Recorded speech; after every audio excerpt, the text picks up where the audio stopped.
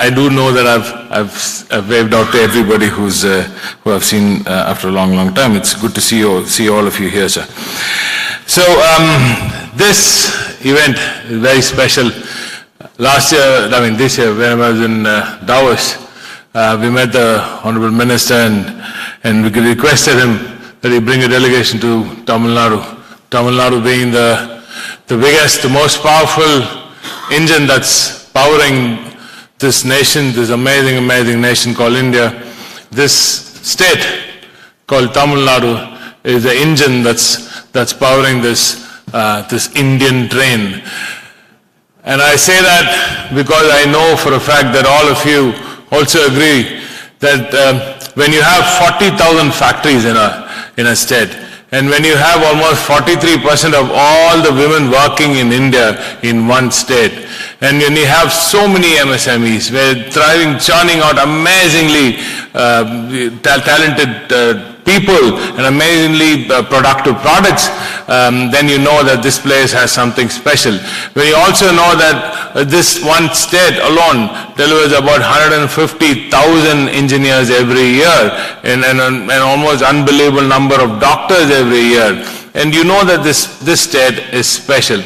And that's why my Chief Minister, the Honorable through M.K. Stalin Avargal had in fact asked me to request the Honorable Minister to bring in a delegation to Chennai, and I'm happy and I'm really extremely thankful to the Honorable Minister. He actually told us yesterday that this is the first time UAE is bringing a delegation. Investopia is being held in a country for the third time. The first time was in Delhi and then in Mumbai. And I said, you should come to Chennai, and he came and he ran. When I say he ran, he comes, hits the floor running. He's an amazing runner at heart. And we said, உங்களுக்கு மட்டும் தான் ஓட தெரியுமா? எங்க ஊர்லயே ஒரு ஆள் வச்சிருக்கோம் நாங்க. எங்க health minister ஒரு amazing runner. So you should come and have a look at him அப்படின்னு சொன்னோம்.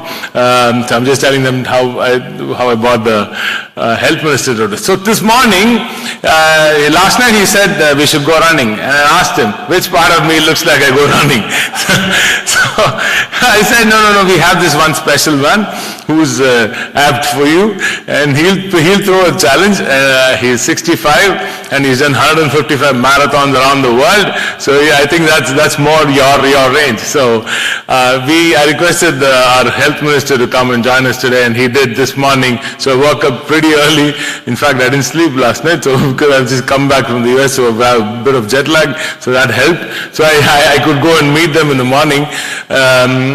He ran about a good 8 kilometers. 6? Okay, he said about 6. So he was okay with 8. He in fact did a 16 kilometers some time back, he told me.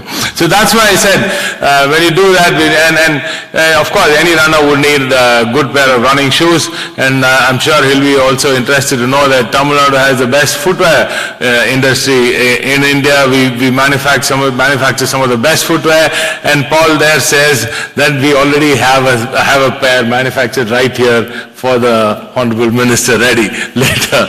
So, as I said, this state here produces anything and everything that you see on a HSN list. When you see anything on an export list, that's how talented this state is. And when this kind of talent means the global power of the UAE and their investment prowess, then their outcome will surely be amazing. Nandini ma'am here, actually when she was speaking, she said that the India-UAE trade started from the south. What she didn't say is that it started way back about 1,800 years back. Even then, we still have one papyrus. I think it's somewhere in the Middle East somewhere, or probably in Europe. There's a papyrus which is from Musiripatnam. It's about a document about trade between Musiripatnam, which is like 10 all south of Tamil Nadu, and now Kerala, whatever. Everything was Tamil Nadu before,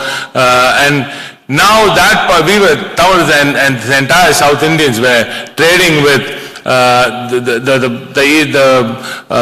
the Muslim world, and they were trading with spices. We were getting gold, we were giving pepper and cardamom and whatnot. And that trade was 1,800 years old, and we still have proof of that. And yesterday I was even telling the minister that we still have a language, it's called Arvi. It's Arbi and Tamil together, and it's still surviving in some parts of Tamil Nadu. It's a language which mixed Arbi and Tamil together, and it was spoken for the longest time. So this partnership that we have with the UAE and the Middle East and Tamil Nadu is not something which is just grown recently. I must say, I'll quickly summarize with what Tamil Nadu can do. I must say we can do everything that you want us to do. That's the kind of talent that Tamil Nadu has. That's the kind of manufacturing prowess that we have. We've been manufacturing for almost a century now, and we're really, really good at it. We're so good that some of the Japanese send their people here to check how we do. We hit parts per billion and not just parts per million. So we have amazing standards here in Tamil Nadu, and we want to share our talents with you, Minister. So when it comes to R&D, when it comes to logistics and distribution, when it comes to electronics which is unbelievably great, we've done about 30% of India's exports this year.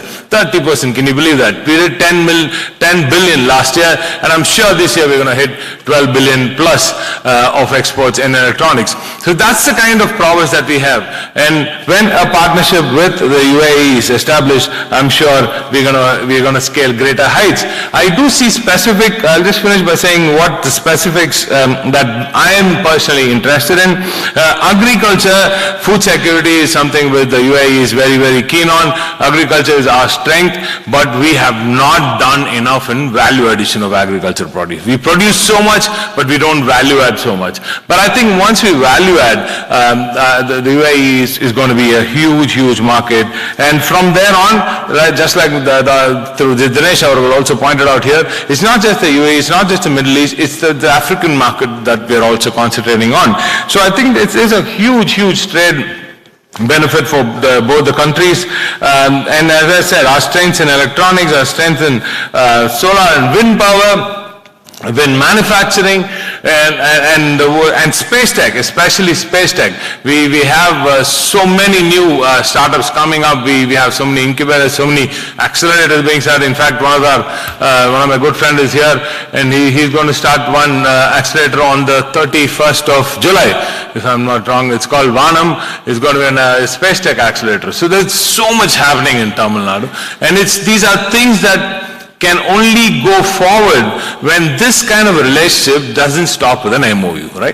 What usually happens in such investment opportunity, investment rounds, is that people come, they talk, they do MOUs, and then it stops. It stops. Somehow there is no continuity. So I was just telling His Excellency just now that we should ensure that this doesn't happen between the UAE and Tamil Nadu.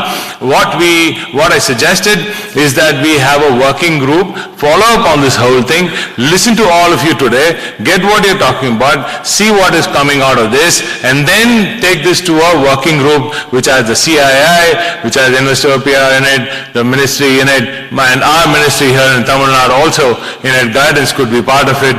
So we could do a whole bunch better if we follow up with a working group, and I think the Honorable Minister, His Excellency, will agree on that, especially on the space tech side and several emerging sectors, including quantum computing, which I don't see many of you talking about today. I don't know why, but that is something which the state of Tamil Nadu is also extremely keen on. We are extremely, extremely keen on anything that comes under the R&D umbrella, because we do want to go the knowledge capital way. This state is the talent capital, this state is the automotive capital, this state is the EV capital, this state is the textile capital, and this state knows how to get things done. So when you invest in Tamil Nadu, you invest in the greenest state possible.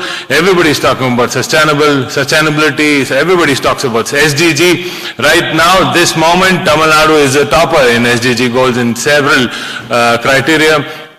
And we are toppers in almost all decisive parameters that are needed for the betterment of investments in any place. So this state welcomes you with open arms, His Excellency and Your Excellency and ma'am, you too. And we welcome with open arms all the investors who've gathered here. And I'm sure this is going to be an amazing, amazing event.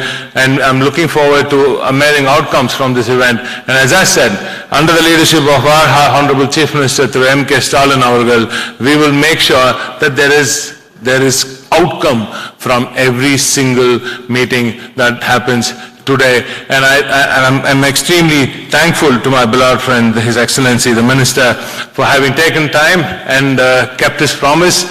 And I've also assured him that when he has his round in January next year, that's what he said, in the UAE, I promise that we will come there, and by then we should have some concrete outcomes from this event right here. So, Nandri, Vanakkam.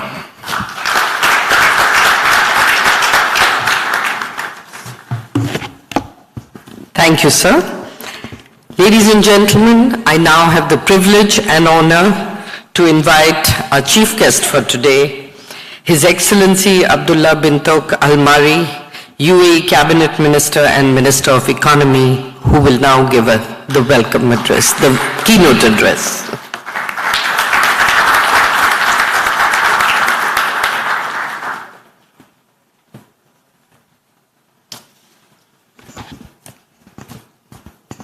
Your Excellencies, distinguished guests, ladies and gentlemen, very well, good morning to everyone. It's a pleasure to address such an esteemed crowd, Emiratis, Indian officials, industry leaders, and I'd like to start my remarks by thanking our partners of this edition of Investopia Global, His Excellency Dr. T.R.B. Raja, the Honorable Minister of Industry, the Government of Tamil Nadu, and the CI Confederation of Indian Industry. I also would like to welcome with us Her Excellency Ali Al-Mazrui. Yes, it's her first delegation visits, and it's her first visits to India, but her first official speech on stage as well.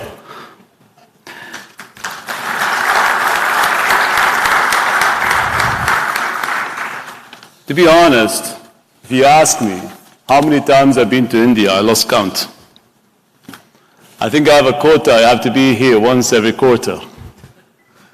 I try to match that quota, my KPI. I'm always here in India, everywhere I come. And I've been visiting India for the last 10 years.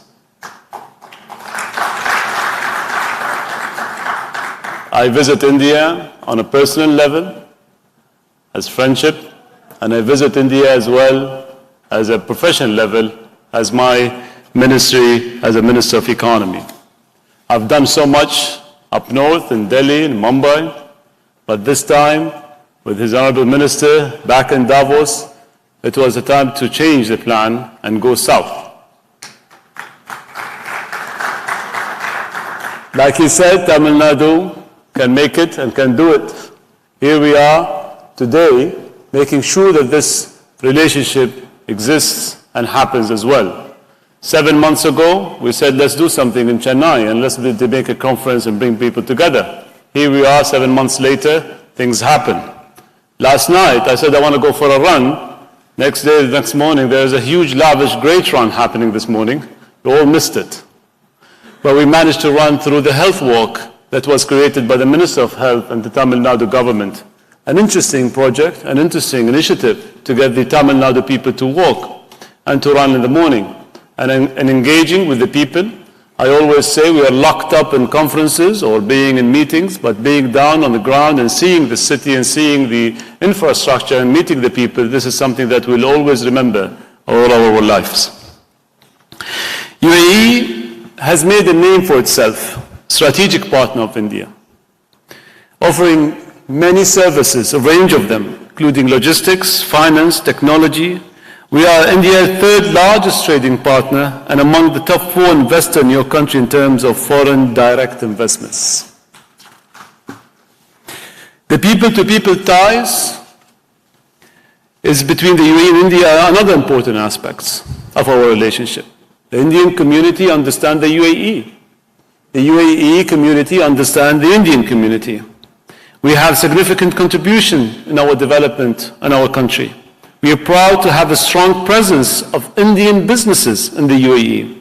And the UAE has committed providing conducive environment for Indian businesses to thrive, and we are taking these several more measures as well, increasing and enhancing the business climate, introducing and including incentives for FDI and foreign direct investment, streamlining regulatory frameworks. We've been changing our laws in the last couple of years. 40 laws has changed in the last 4 years in the UAE. One, the most important one was the 100% foreign direct investment, 100% foreign ownership of companies in mainland in the UAE. The golden visas, where few of you have it, which are attracting talent as well. We understood, second day in the ministry, for any economy to thrive is to actually to have talent. You cannot have a beautiful strategy or a business model to operate without having the right talent to operate with that. I know the Honorable Minister understands this. He has his own program for talent as well, and building the talent here in Tamil Nadu. There's a lot of similarity between the UAE and Tamil Nadu, and I think this is something as well to thrive on, because we understand that the economy to thrive and to go in the industry to move forward, talent is important to focus on. We took a huge leap. 2022 was a big year for UAE and India. Myself and Honorable Minister Piyush Goyal, my brother, signed the Comprehensive Economic Partnership Agreement on the 18th of February.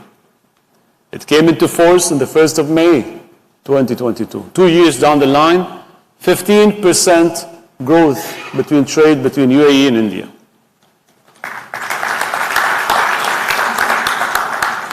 Let's do the maths. 15%, we had $50 billion before the signing. 15% on top of the $50 billion, we're topping now $70 billion, almost $70 billion of trade between both nations. Remarkable trading opportunities. This is where the UAE and India in 2022 have showed the world how important to really come together through a framework, an agreement, and lead this to create a record high of trading between the world. The CEPA created free trade zone between the UAE and India with the aim of boosting trade, investments, economic growth, creating opportunities for businesses in both countries. 80% of tariffs on Indian and UAE goods have been removed as a result, with plans to lift another 10,000 tariff lines within the next 10 years. The 18th chapter agreement provides enhanced market access to service and intellectual property rights. It addresses technical barriers for UAE and Indian exporters. And the agreement also established a technical council on investment and trade promotion facilitating between the two countries. Ministry unveiled, we have a dedicated web page for the Comprehensive Economic Partnership Agreement between UAE and India. Traders understand the HS codes. This website is dedicated. You can put the HS codes that you trade with, and you can see the tariff barrier and the reduction of this tariff barrier between the UAE and India. We made it easy to reach that. And I think it's important that we create and continue in doing so. India and UAE non-oil trade has expanded despite a slowdown in global trade. The whole world is slowing down, but our agreement did not. Our agreement grew by 3.9% in 2023. By the contrast, global trade contracted by 5%, according to UNCTAD. Our trade with India now accounts for 7.6% of total trade, which hits a record high of $953 billion last year only. The CEPA also helped boost New Delhi trade to $84.5 billion in the financial year ending March 2023, compared to $72.9 billion in the year of 2022, according to official statistics from the government of India. Earlier this year, during a visit to the UAE, President His Highness Sheikh Mohammed bin Zayed Al Nahyan signed an agreement with the Prime Minister, Honorable Prime Minister Modi, on the India-Middle East-Europe corridor, a trade route that aims to link not just trading through containers, but creating an infrastructure as well, building a bridge between India Middle East corridor to Europe. It is the first, as well, trade route that will connect India across as well. The first inter-ministerial delegation from India held meetings on the subject last May under the Intergovernmental Framework Agreement between the two countries. Ladies and gentlemen, allow me to dwell a little bit on the UAE economic outlook. UAE has charted a new transformative growth path, fueled by innovation, resilience, and steadfast commitment to progress. Despite the global challenges, despite the risks that posed by the global pandemic, economic uncertainty, geopolitical tensions that we still have and see, and the UAE has demonstrated a remarkable resilience, buoyed by the diverse economic ecosystem and far-sighted economic policy leadership. Our GDP growth has been robust, underpinned by strategic investments in key sectors such as tourism, technology, innovation, and renewable energy. The recent economic performance of the national economy has largely exceeded our expectation. GDP has continued to register steady growth year after year, with an average growth rate between 5% in 2021 and 2023. Our growth figures are significantly stronger than those of any other countries in the GCC region. More interestingly, the growth was mainly driven by non-oil sector, which has been playing an increasingly prominent role in our economy. It grew itself year over year, averaging 6.6% of growth. We project the economy to grow 3.9% this year. But then the non-oil sector itself is forecasted to grow in the UAE 5.4% of our GDP. The non-oil sector accounts for 74% of GDP. It's the first time that the UAE has reached this number of 74% non-oil GDP. The UAE continues to streamline businesses, practices, and improve regulatory frameworks, and enact policies that facilitate innovation, entrepreneurship, and contacts, and the reform that we did in the past couple of years. Investopia. What does the word stand for? Invest and utopia. Invest, everyone knows how to invest. But utopia is a word of the extraordinary. It's a Greek word. So how do you invest in the extraordinary? How you take logistics, for instance, and create a new economy, a new investment in logistics, creating the new model of economies through that. Aviation. All knows that aviation is a traditional economy. How do you create new into aviation? What's the new economy in aviation? And how do you create that? What's the sustainable aviation fuel that's coming? The new fuel system that needs the airplanes to adapt to. That's the economy by itself.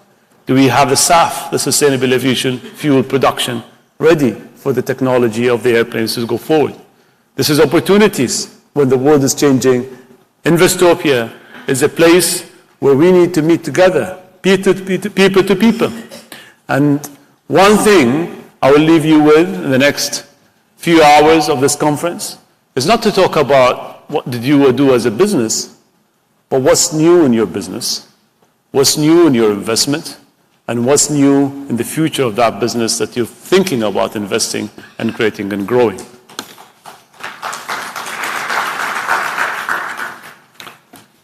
In conclusion, ladies and gentlemen, looking ahead, we remain cautiously optimistic.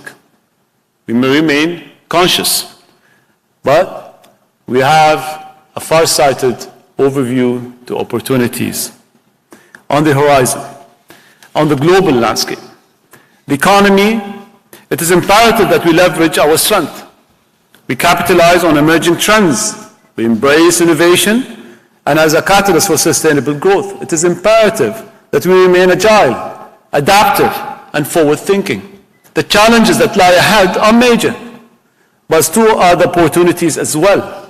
Harnessing the collective wisdom, creativity, ingenuity, and of all stakeholders, we can accelerate our journeys towards a future that we define our prosperity from.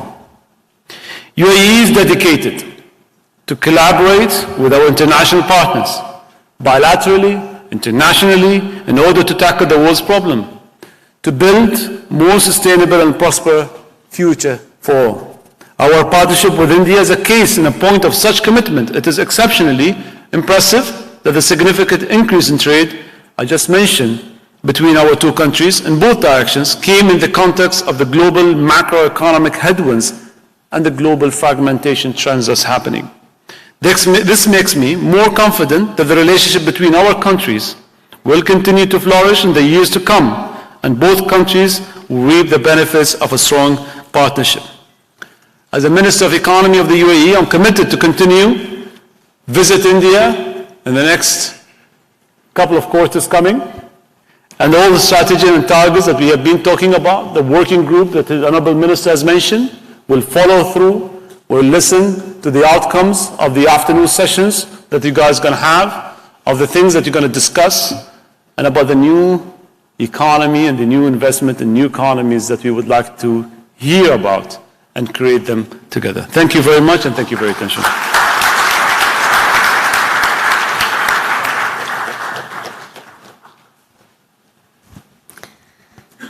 Thank you, Excellency. And now, to sum up the session, I'd like to invite Mr. R. Dinesh for his final comments, please. His Excellency, Her Excellency, Honorable Minister, colleagues, I think it's been a wonderful session where we have not only heard some very important comments, but for us the most tangible thing is the formation of this joint working group to make sure we can deliver value and implement many of these suggestions. We have well noted the thoughts and ideas which have come through, whether it be the SME Connect, whether it be the agriculture-based industry, and most importantly, what His Excellency mentioned in terms of the focus on innovation, the focus on new age opportunities, being agile, and logistics as a core sector, which we will work on. We look forward to all success together, as I mentioned.